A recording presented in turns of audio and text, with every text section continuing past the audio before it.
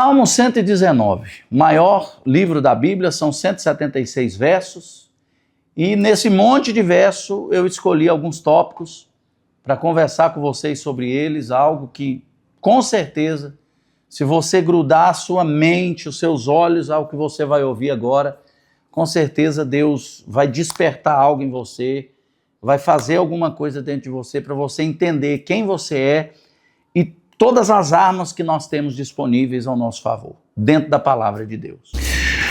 Olá, gente, vamos falar hoje sobre o Salmo 119, mas pequenos trechos, porque ele é muito grande, né? Maior capítulo da Bíblia, Salmo 119, são 176 versos, né? Lembrando que Salmos não tem capítulos e não tem versículos. Salmos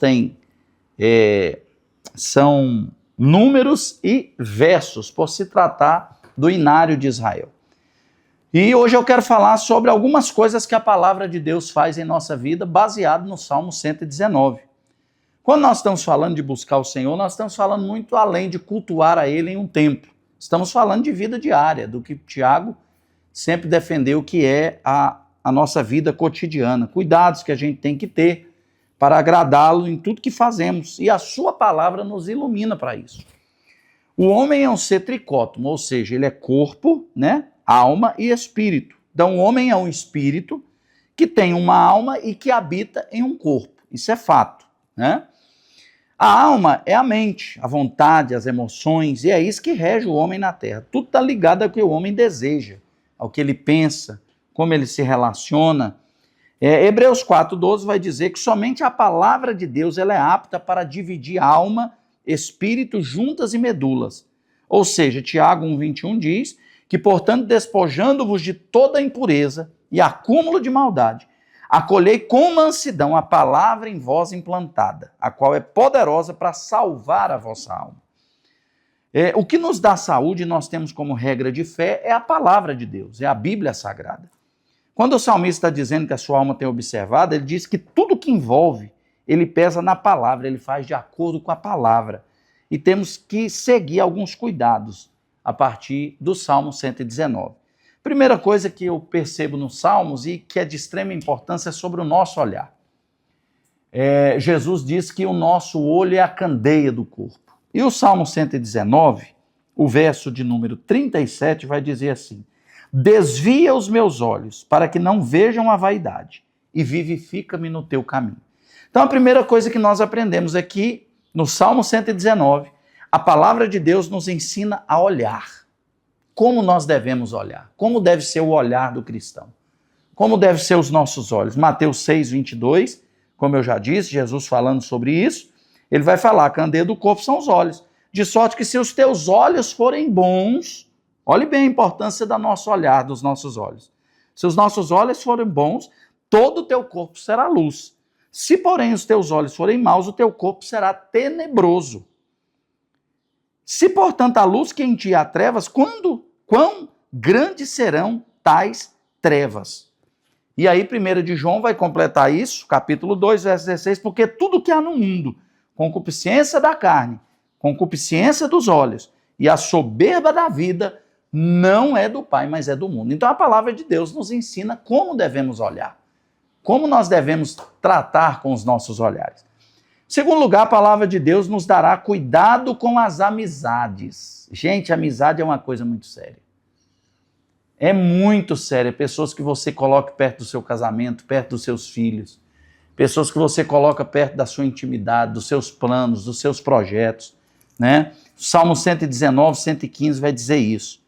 Apartai-vos de mim, malfeitores, quero guardar os mandamentos dos meus Deus, ou seja, apartai-vos de mim, malfeitores, eu não quero amizade com esse tipo de gente, né? Salmo 1, verso 1 ao 3 vai nos ensinar isso. Bem-aventurado o homem que não anda segundo o conselho dos ímpios, nem se detém no caminho dos pecadores, nem se assenta na roda dos escarnecedores. Qual é o tipo de pessoas que estão nos rodeando? Isso é de extrema importância, gente. Tome muito cuidado com as amizades que você faz, com as alianças que você faz, com as conexões que você gera. Isso é de extrema importância para o bem-estar seu e da sua família. Salmo 119 vai nos ensinar tantas coisas, mas dentre elas, em terceiro lugar, que a palavra de Deus ela é mais valiosa do que tudo. 119, verso 127, vai nos dizer assim: amo os teus mandamentos mais do que o ouro refinado. Ou seja, a palavra de Deus ela não pode estar aqui. A palavra de Deus ela não pode estar aqui. A palavra de Deus ela tem que estar aqui, sobre as nossas vidas. A palavra de Deus tem que ser tanto a sustentação, como aquela que está acima de todas as coisas das nossas decisões. Mateus 6:33 vai nos falar exatamente isso: mas buscai primeiro o reino de Deus e a sua justiça, e as demais coisas serão acrescentadas.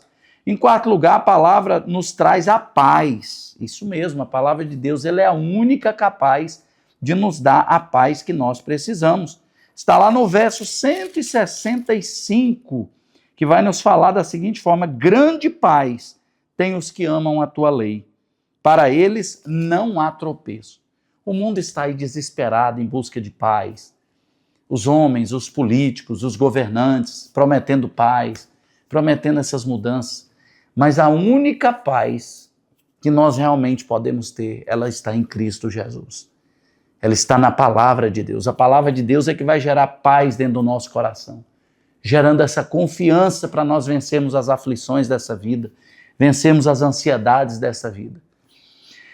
Quinto lugar, a palavra nos fará vencer as tentações. Lucas 4, verso 4, 8 e 12, que Jesus vai lutar contra Satanás no deserto usando o poder da palavra de Deus.